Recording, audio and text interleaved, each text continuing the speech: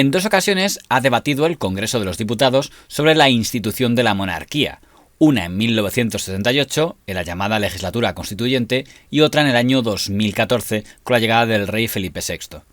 La de 1978 se produjo en medio de los debates que había sobre cada artículo de la Constitución, porque una vez redactado el anteproyecto de Constitución por los 7 ponentes, tocaba debatir cada uno de los artículos y las enmiendas que sobre cada uno de ellos pudieran presentar los grupos parlamentarios. Y sobre la cuestión monárquica se presentó una enmienda, la llamada enmienda republicana de don Heribert Barrera,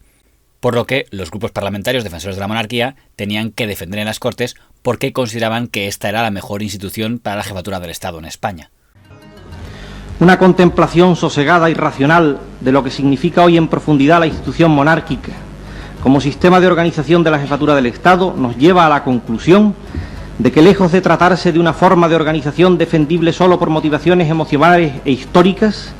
es en estos momentos, desde un punto de vista exclusivamente racional, una forma adecuada para sistematizar la jefatura del Estado en un sistema democrático moderno. Salvo en el modo de reclutamiento, se diferencia muy poco del jefe del Estado en las repúblicas parlamentarias, sobre el que ofrece la ventaja de situar a la cúspide del Estado fuera de la lucha de los partidos y de las decisiones políticas. Un monarca hereditario puede ser, por lo contrario, un mejor y más neutro cumplidor de la voluntad de las cámaras que un presidente de la República cuyo mandato y legitimidad podrían emanar bien de una Cámara anterior a la que funcionara en un momento determinado, con una mayoría diferente, bien de una mayoría diferente a la que en cada momento exista en una Cámara. Si en el pasado los monárquicos habían usado argumentos más bien simbólicos, de que una familia real simboliza que las personas pasan pero una esencia de ellas quedan, en este caso,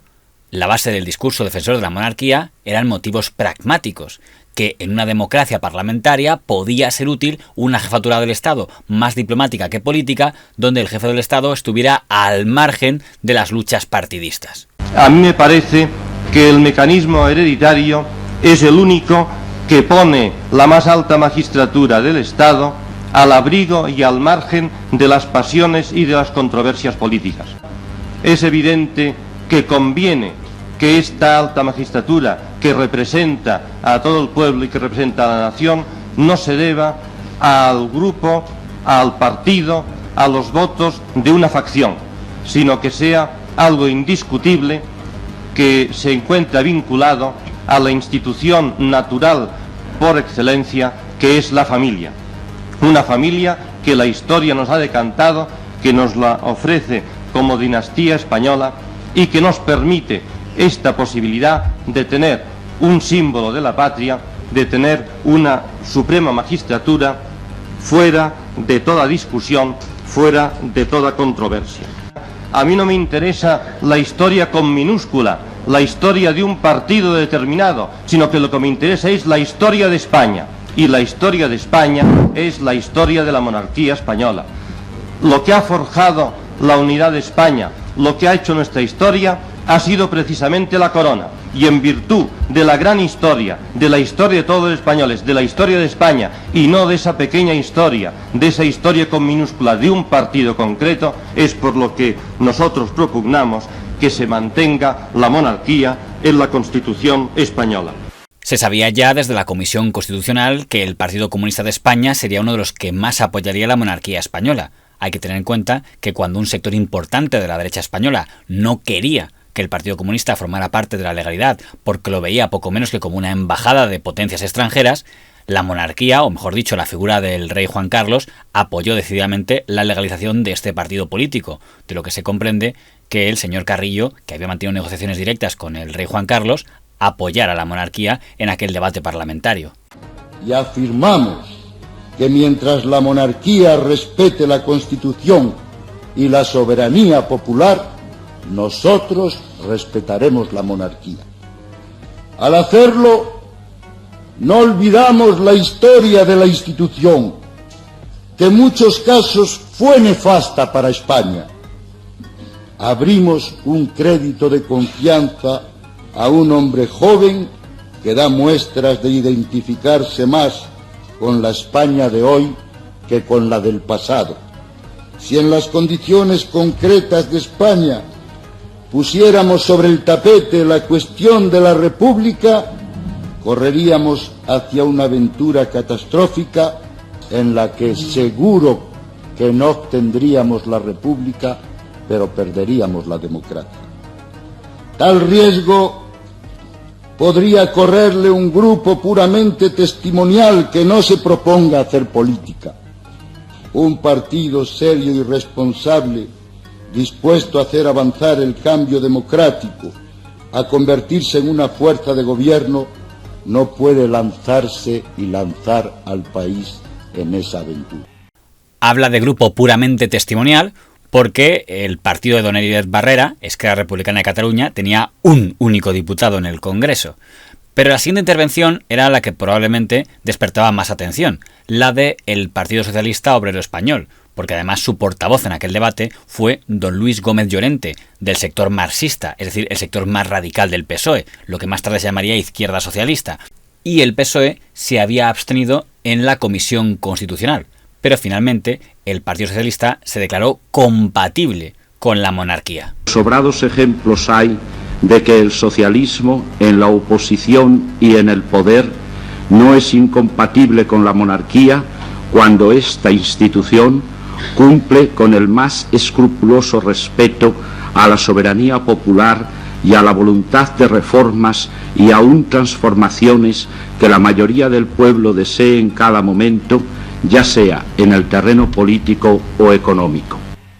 La intervención del señor Gómez Llorente incluía un estacazo contra el Partido Comunista. Recordemos que era algo recurrente en aquella legislatura porque al Partido Socialista le interesaba presentarse como ellos, la izquierda democrática, frente al Partido Comunista, la izquierda no democrática vinculada a los regímenes de la Europa del Este. Y el señor Gómez Llorente no dudó en recordar que en los países comunistas se atacaba a la monarquía y cuando llegaban al poder perseguían a los monárquicos.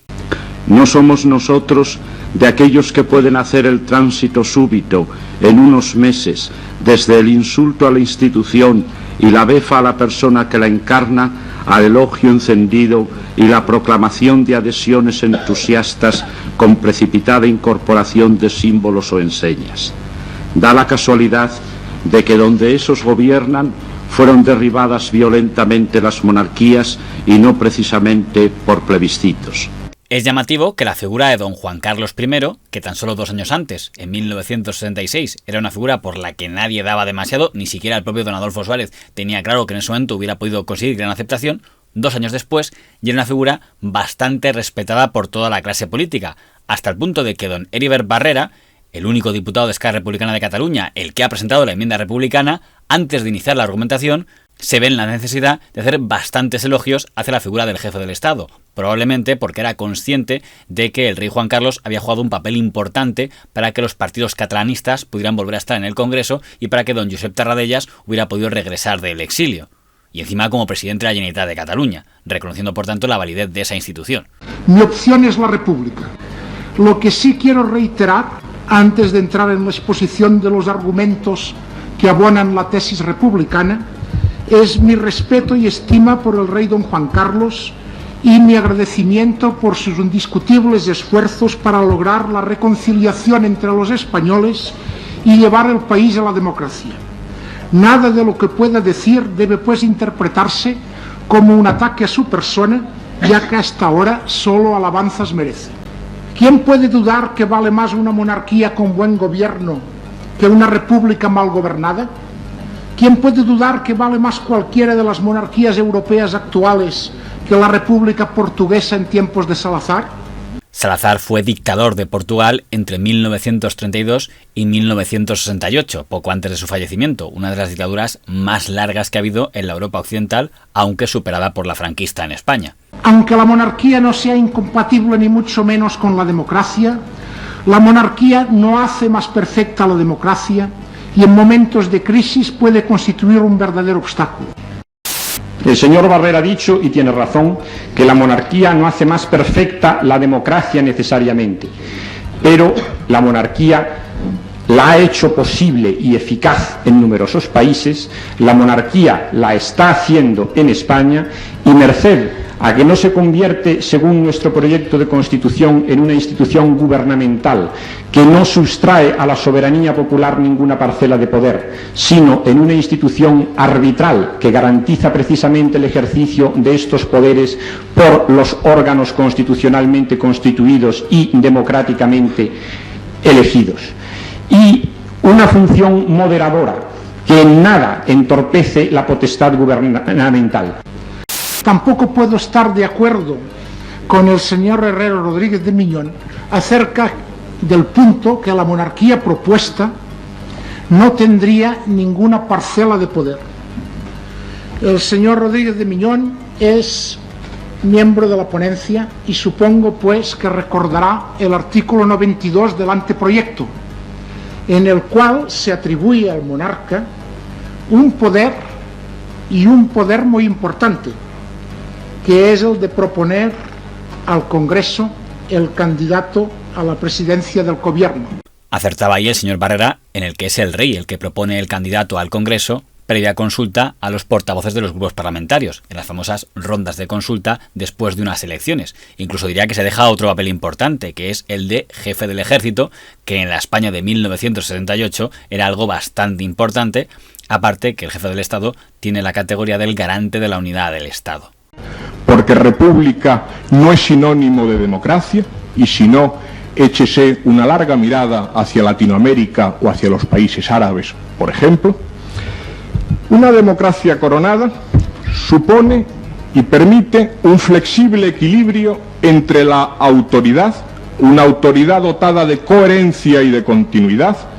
y el control popular de naturaleza representativa. En aquel debate, el señor Barrera se preguntaba por qué no se convocaba un referéndum monarquía-república, y más aún si se tenía en cuenta que, al contrario que en 1976, cuando la imagen del monarca sería bastante mala, en 1978 la imagen del jefe del Estado era bastante aceptada por la mayoría de la población, y por tanto se podía pensar que podía haber ganado un referéndum. En el debate de totalidad desarrollé la tesis que sobre esta cuestión el texto constitucional debía subordinarse al resultado de un referéndum previo. Probablemente un referéndum habría dado el triunfo a la monarquía. El argumento que dieron los partidarios de la monarquía es que si ya iba a haber un referéndum sobre la totalidad de la Constitución, no tenía sentido para ellos que hubiera un referéndum sobre cada uno de los artículos relevantes de la Constitución: monarquía, división indisoluble del Estado, autonomías, etc. Si va a haber realmente un referéndum para aprobar la Constitución, y si en esta Constitución se aborda y se define la forma de gobierno, realmente ya tiene el señor Barrera el referéndum que él pide, y lo que no aparece justificado de ninguna manera es que haya un referéndum desglosado, un referéndum separado, porque realmente esto supondría una duplicación de actos, una multiplicación de referéndums que no tendrían sentido de ningún género. La mayor garantía de la democracia precisamente sea el que pueda existir una monarquía que garantice la democracia, mientras que ya tenemos muchos ejemplos de repúblicas que no son verdaderamente democráticas. Esta postura de Alianza Popular, que puede parecer lógica, tiene un pequeño matiz, que luego cuando en los debates constitucionales se debata sobre el derecho a la vida o el divorcio, ahí Alianza Popular preguntará por qué no hay un referéndum sobre esas cuestiones. Y entonces se les podría haber replicado: ustedes veían mal un referéndum para el artículo primero y en cambio sí ven bien un referéndum para estos otros artículos. La monarquía es, dígase lo que se diga, una apuesta sobre las virtudes del príncipe. Ese último punto es quizá el más interesante, aunque la sesión pasó de puntillas sobre él, que es: ¿qué despertaba la aceptación en 1978? ¿La institución monárquica o la figura, la persona de don Juan Carlos de Borbón y Borbón? El llamado juancarlismo. Y el señor Barrera puede tener la tranquilidad de que la monarquía en estos momentos no descansa exclusivamente en las virtudes del príncipe, como él afirmaba y de las que desconfiaba, sino que la monarquía descansa en las virtudes del príncipe, acompañadas de las virtudes del pueblo español, que es, en definitiva, quien detenta la soberanía en estos momentos. Tuvimos una comida con el rey y coincidió que la cena fue el mismo día, aprobó por primera vez el artículo que habla de la monarquía parlamentaria en España. Entonces el rey, que llegó, nada más entrar por la puerta, dijo, bueno, felicitarme porque me acaban de legalizar. Aquello fue en el fondo era verdad, la monarquía quedaba legalizada al aprobarse el artículo de la Constitución que establecía que esto era una monarquía. Tanto en la votación de aquella enmienda en 1978, como en la segunda votación que ha habido sobre la monarquía en el año 2014, de la que hablaremos en otra pieza, ha habido un resultado muy favorable hacia la monarquía. Pero teniendo en cuenta cómo ha evolucionado la percepción sobre esta institución en los últimos años, si ahora en 2021 o en años sucesivos se planteara otra votación en el Congreso sobre este tema, cabe suponer que el actual jefe del Estado, el rey Felipe VI, y la heredera, la princesa Leonor, seguramente tendrían que esforzarse bastante para conseguir un resultado similar a las votaciones anteriores, porque, basándome en los argumentos de los monárquicos, el principal requisito que tiene que tener el rey como jefe de Estado y embajador de España en el mundo, así como el heredero al trono, es la ejemplaridad. Que hoy la República no es posible, porque no serviría de encuentro, de plataforma de convivencia de todos los españoles, y por el contrario, el rey es en verdad el rey de todos los españoles. Nada más. El ciudadano tiene derecho a exigir de la familia real ejemplaridad. Tornar a Catalunya, a Barcelona, on fa gairebé 2 anys, i veure com es consolida com una autèntica guia pels que estem començant el nostre camí.